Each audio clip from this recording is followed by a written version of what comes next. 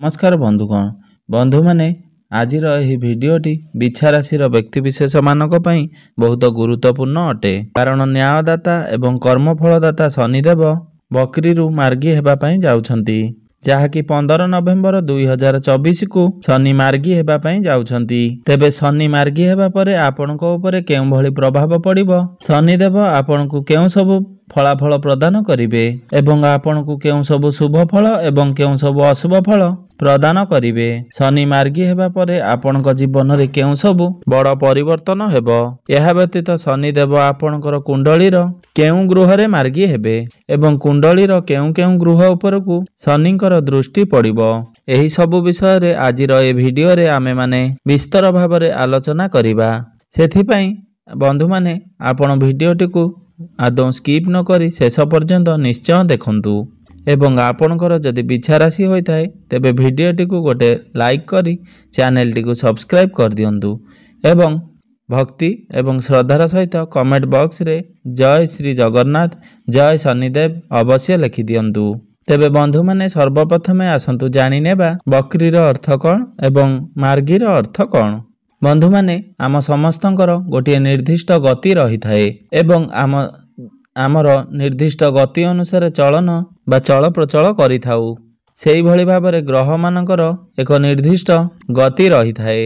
मात्र जेतेबेले कोनोसी ग्रह गति अनुसार गोचर करि पारि नथांती एवं सूर्यंक ठारू निजर दूरता बनई नै थांती सेतेबेले सेही ग्रह बकरी होई जाय थांती एवं जेतेबेले ग्रह पुनर्बार निजर गति अनुसार गोचर करि थांती तो सेतेबेले सेही ग्रह मार्गी होई जाय थांती। मात्र गुरुत्वपूर्ण कथा हेउछि जेतेबेले कोनोसी शुभ ग्रह बकरी होई थांती सेतेबेले तांकर शुभता बढ़ी जाई थाए, तांकर चेष्टा बल बढ़ी जाई थाए एवं से आपनको अधिक शुभ फल प्रदान करि थांती। मात्र जेतेबेले कोनोसी पापी ग्रह बकरी होई थांती सेतेबेले तांकर अशुभता बढ़ी जाई थाए, से आपनको अधिक अशुभ फल प्रदान करि थांती एवं शुभ फल प्रदान करिबारे सक्षम होई पारि नथांती एवं जेहेतु तांकर चलन धीर होई जाई थाए तो आपणकर कार्य मध्य सेही भली धीर होई जाई थाए। आपनको बहुत डेरी रे सफलता मिली थाए। सफलता पई आपनको बहुत अधिक परिश्रम करिबाकू पड़ी थाए। तेबे बंधु माने जेहेतु शनिदेव पापी ग्रह अटंती एवं शनि बकरी होई जाइथिले तो आपनको प्रत्येक कार्य रे बाधा विघ्न रे सम्मुखीन करिबाकू पडुथुला। आपनको अनेक समस्या देई गति करिबाकू पडुथुला। आपण जेतिकी परिश्रम करुथुले आपणकर परिश्रम अनुसार सेतिकी फल प्राप्ति होई पारु नथिला।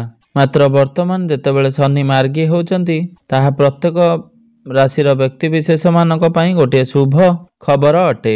शनि मार्गी हेबे अर्थात से निजर सठिक गति अनुसार गोचर करिवे एवं सठिक भावरे से आपनको निजर फलाफल प्रदान करि परिबे।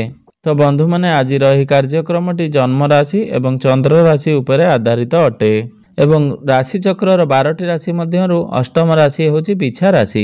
तेबे बंधु माने आपण माने जानिछंती जे आपणकर राशि रे शनि अढ़ाई चलीची तापरे शनि बकरी अवस्था भी थिले जहा पई आपण बहुत समस्यार सम्मुखीन हेउथिले।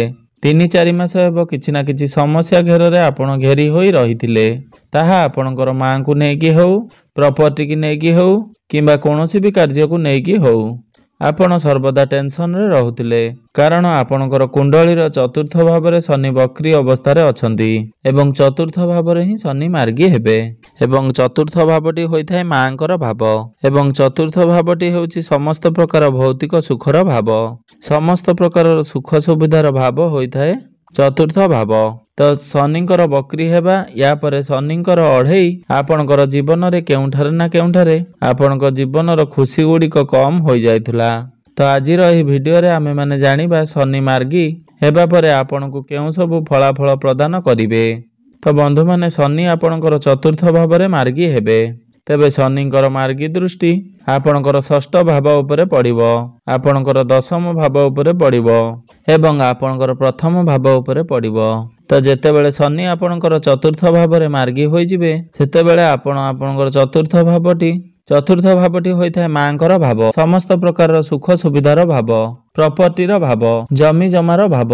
तो आपणकर मांकर जदि बैक पेन थिला बा जॉइंट पेन थिला किंबा कोनोसी प्रकारर पेन ଥିଲା ତେବେ ଶନିଙ୍କର ମାର୍ଗୀ ହେବା ପରେ ଆପଣ ଦେଖିବେ ଆପଣଙ୍କର ମାଙ୍କର ଏହି ସବୁ ସ୍ୱାସ୍ଥ୍ୟ ଜନିତ ସମସ୍ୟାରେ ସୁଧାର ଆସିବ। କିମ୍ବା କୌଣସି କଥାକୁ ନେଇ ଆପଣଙ୍କର ମା ଚିନ୍ତିତ ରହୁଥିଲେ ତ ସେସବୁ ମଧ୍ୟ ଦୂର ହୋଇଯିବ। ଆପଣଙ୍କର ମାଙ୍କର ଚିନ୍ତା ଟିକେ କମ୍ ହୋଇଯିବ। ଏହା ବ୍ୟତୀତ କୌଣସି ଲୁହା ନିର୍ମିତ ବସ୍ତୁ ବା ଇଲେକ୍ଟ୍ରୋନିକ୍ସ ଜିନିଷ ବା ଗାଡ଼ି ଏସବୁ କିଛି ଜିନିଷରେ ଆପଣ ଡିଲ୍ କରିବା ପାଇଁ ଚାହୁଁଥିଲେ ତ ଏପରି କିଛି ଜିନିଷ ଆପଣ କ୍ରୟ କରିବାରେ ସମର୍ଥ ହୋଇପାରିବେ।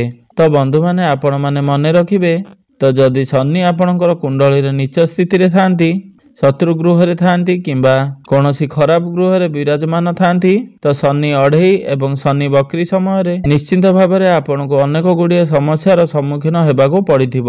ବିଶେଷ କରି ଆପଣଙ୍କର ପ୍ରପର୍ଟିକୁ ନେଇକି, ଆପଣଙ୍କର ମାଙ୍କୁ ନେଇକି କିମ୍ବା ସମସ୍ତ ପ୍ରକାର ସୁଖ ସୁବିଧାରେ ଆପଣ କିଛି ନା କିଛି ସମସ୍ୟାର ସମ୍ମୁଖୀନ ହୋଇଥିବେ।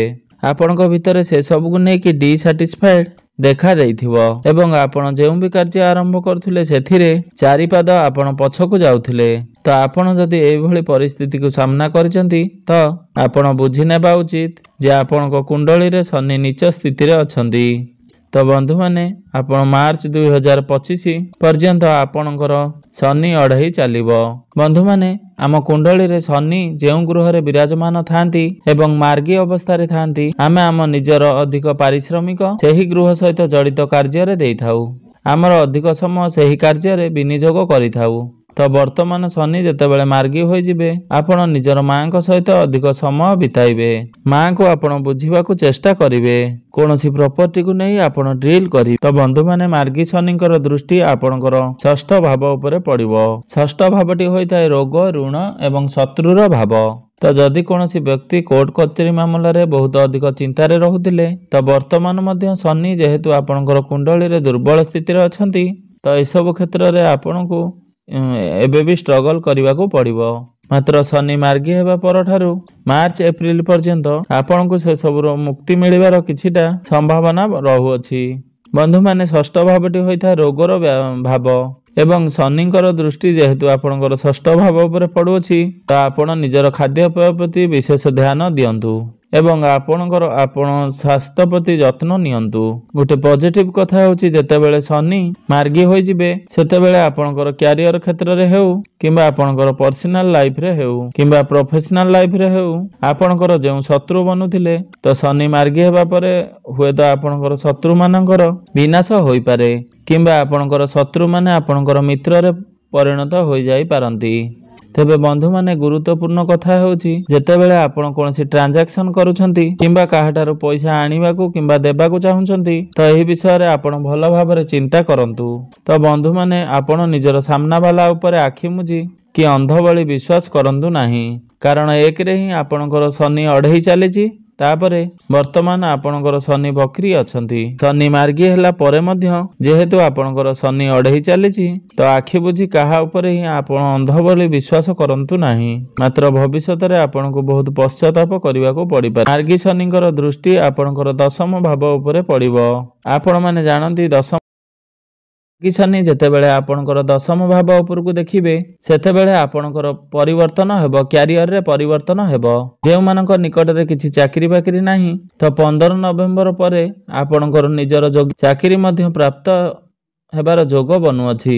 15 ନଭେମ୍ବର ଠାରୁ ଆରମ୍ଭ କରି 15 ଫେବୃଆରୀ ମଧ୍ୟରେ ନିଶ୍ଚିନ୍ତ ଭାବରେ ଆପଣଙ୍କୁ ଆପଣଙ୍କର ଯୋଗ୍ୟତା ଅନୁସାରେ ଚାକିରି ମିଳିଯିବ।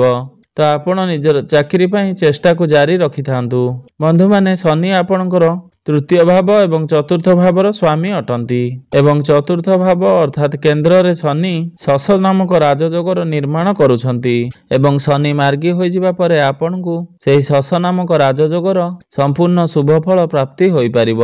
ତ ନିଶ୍ଚିନ୍ତ ଭାବରେ ଆପଣଙ୍କର କ୍ୟାରିୟରରେ ଗୋଟେ ପଜିଟିଭ ଚେଞ୍ଜେସ୍ ହେବ। କ୍ୟାରିୟରରେ ଆପଣଙ୍କୁ ମାନ ସମ୍ମାନ ପ୍ରାପ୍ତି ହେବ, ଆପଣଙ୍କୁ କିଛି ଅପରଚୁନିଟି ମିଳିବ।